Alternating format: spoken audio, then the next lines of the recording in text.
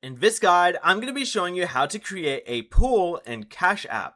This is Miguel from JustBoz, and before we get into this guide, make sure to like the video and subscribe to the channel with all notifications on for more content like this. It really does help out the channel and we'd greatly appreciate it. If you have any questions, just ask them down in the comment section below. I'm going to be doing my best to reply to every single comment down there.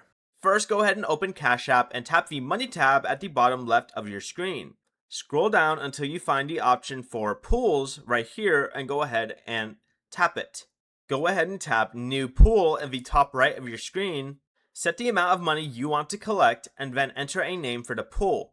Follow the prompts to finish creating it, and once the pool is created, Cash App gives you a link you can share with other people so that they can contribute through Cash App, Apple Pay, or Google Pay.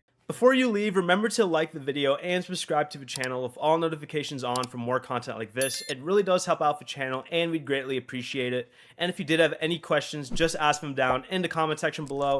I'm going to be doing my best to reply to every single comment down there. Peace.